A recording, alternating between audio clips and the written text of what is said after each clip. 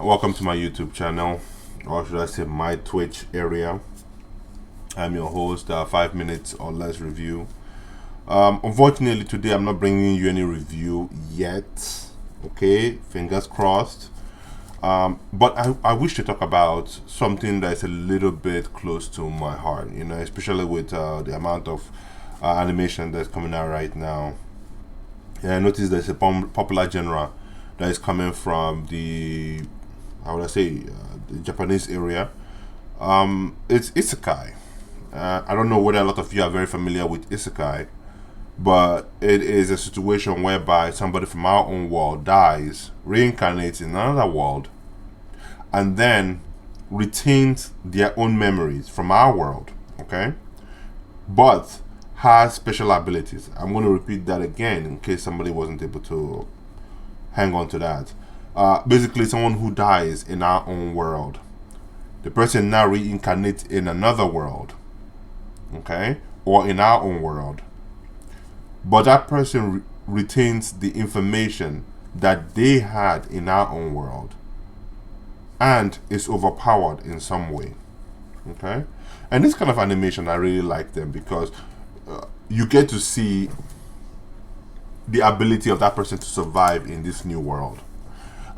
Things like this, I personally believe that things like Isekai are something that should be related to doctors. So a doctor from our own era, which is a very good doctor, but that person is often seen as a mediocre person because they are surrounded by so many talented individuals, but then they die and then they go to another world where there's no medicine, or they go to our past, when medicine was very hard to get, or certain medical procedures were hard to do, and they shine there. They do certain things that people are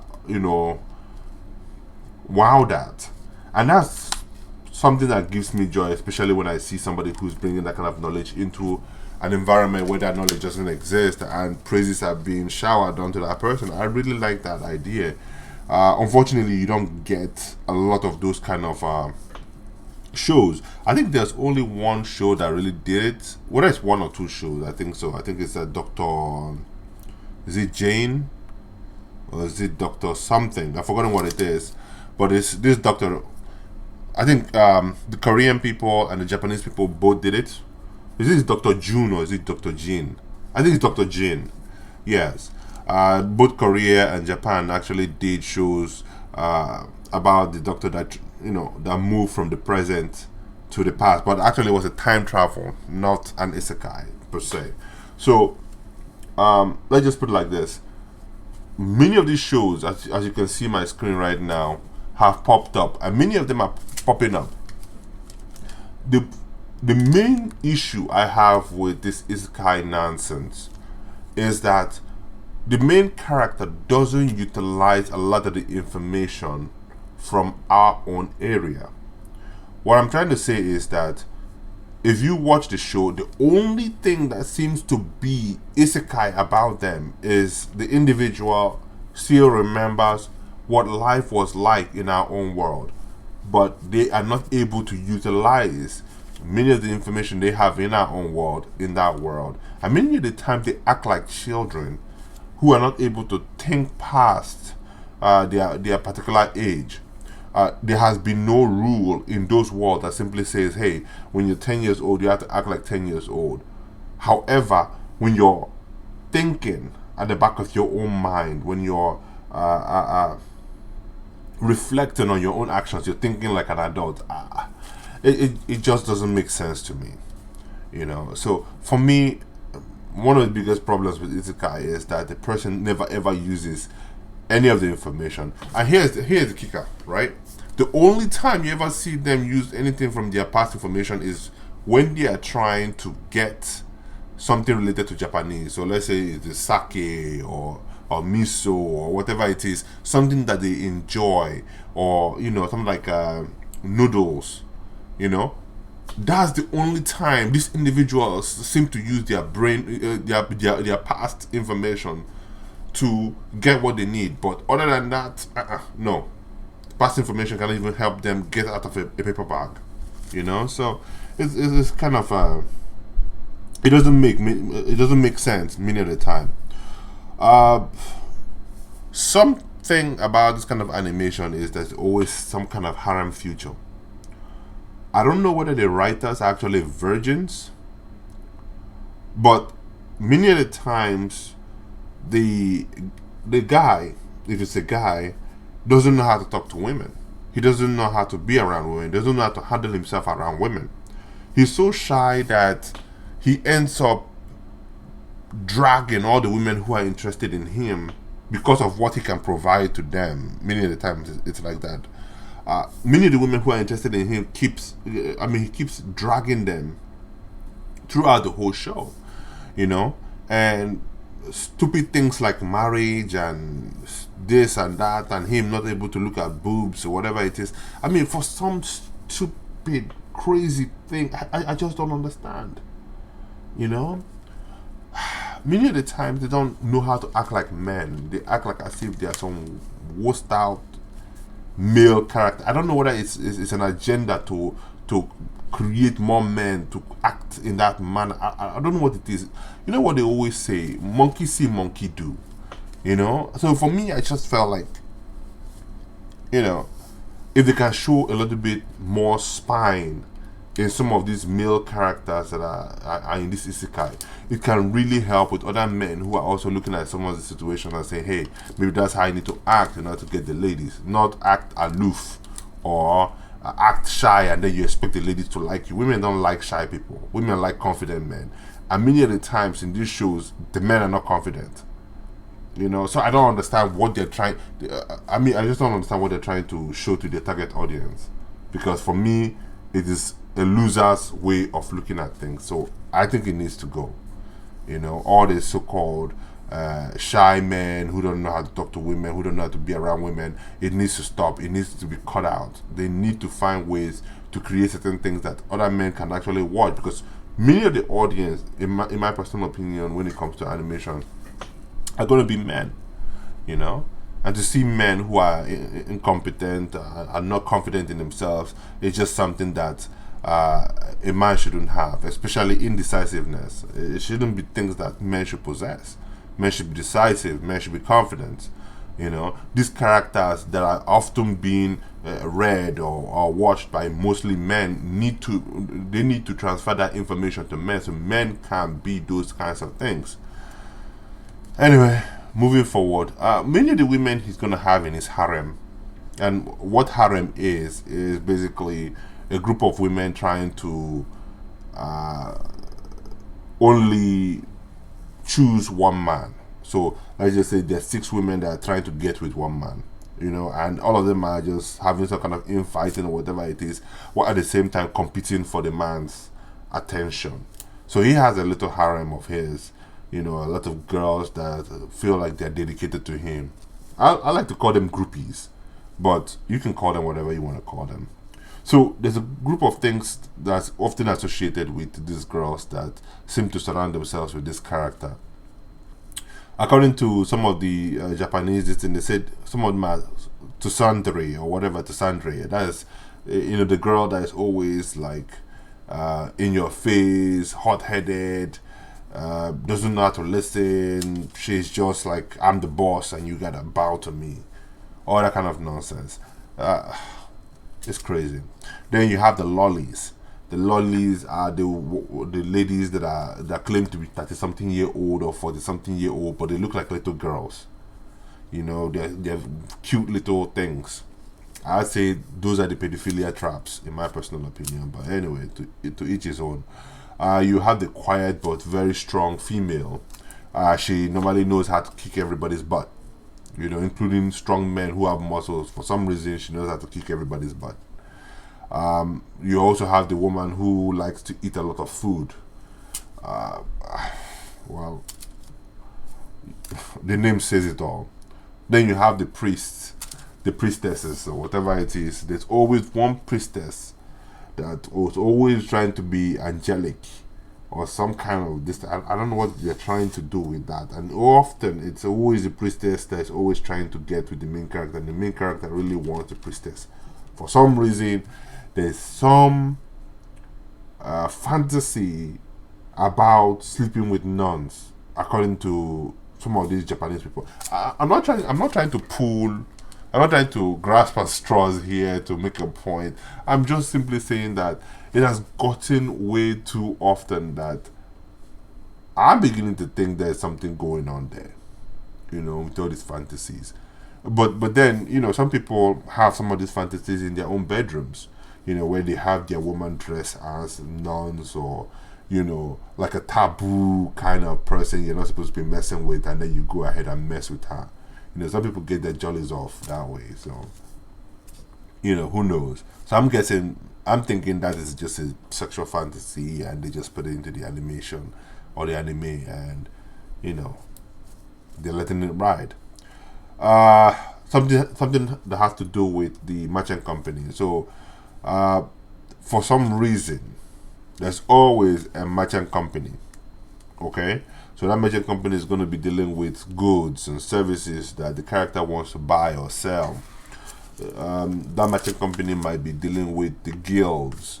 For some reason they exist, but I think in our own world we would have some kind of merchants, traveling merchants, or whatever it is. So I'm not gonna kick it, because no matter what society you find yourself in, especially in the civilized world, there were always going to be merchants, people who want to buy, who want to deal specifically in the trading of goods. But the one thing I never see in any of this animation is a merchant company that deals with slavery. Slavery has always been a part and parcel of almost every world situation. Whether we like it or not, slavery has always existed. And for some reason in this animation, you never really see any merchant company that deals with slavery. I think there's only one that dealt with it, and I think it was the rise of the Shield Hero. The thing about it is that when I saw it in the rise of the Shield Hero, I felt relieved. I felt that it was tackling some really dark premises of the human nature, or the premises of civilization. Ever since civilization came in, we know that we needed slaves, either for labor, okay, because you can't pay a lot of people that kind of money in order to create whatever you're creating. You're not going to make a profit. So forced labor, or even slave labor, was needed. Then you have other things like sex. Sex has always existed, whether you like it or not, and there was always somebody who was willing to sell it. You don't see none of them in the animation. I mean, these animators, or whatever it is, or these story writers for the anime world, they've included everything from gore, sex, and so on and so forth. Why not just put the prostitution and let us complete the whole deal? So if they want to go towards these merchant companies and what they're doing, they should also add all these other aspects in order to make sure that the story is complete, so that people can really have a true understanding of what's really going on in that world that they're trying to build. Okay, now one of my biggest pet peeve in a lot of this situation is the church. For some reason, they don't know how to create some kind of a conflict. So in order for them to create this conflict, in many of this animation, they just put the church. For some reason, the church doesn't want certain groups of people to be a part and parcel of their congregation, or whatever it is, and as a result of that, they go to war with them. The church, for some reason, is, how would I put it now, less tolerant about certain things, and will go to war. I don't know what it is, but for some reason the church is always involved in almost everything, that ends up leading to violence and death and so on and so forth. Now, I'm going to sit down here and say this. I'm not trying to defend the church in any way, shape, or form, but I will say this. Rather than putting the church in there, because that many Christians will not care and they will not go to war, right? Because of this nonsense. Rather than putting the church in there, why don't you create a new form of religion and put it in there? Let it now serve as that crazy faction, because whether you like it or not, religion has always, I mean, I won't say it has always, but it has been one of the biggest factors in wars, in the past. It has been one of the major issues that we had to go to war, that people would go out there and die because they believe somebody else is unholy. Okay, so religion has always played a part in causing wars, and I think that was one of the major reasons why even America decided that they were going to separate state and religion. Okay, it had to be separate. But then, I'm just simply saying, rather than using Christianity all the time, you can use something else. Because for me, it's hard for people to believe that in this new world now, in this world where it's supposed to be different, Christianity all of a sudden exists. It should be a different kind of religion. Okay? If you want to make it close to Christianity, fine. Okay? But make it a different kind of religion. Even if it is a triangle marking rather than a cross, make it a triangle. If it's a pentagon, make it a pentagon. If it's a square, make it a square. Stuff like that. Invent stuff. Create your own new religion. Make it close to the one you already know. That way it's not hard for you to write something about it or twist it in some way or form in order to fit the narrative. That's the way I look at it. So maybe they are doing the same thing with the church. I don't know.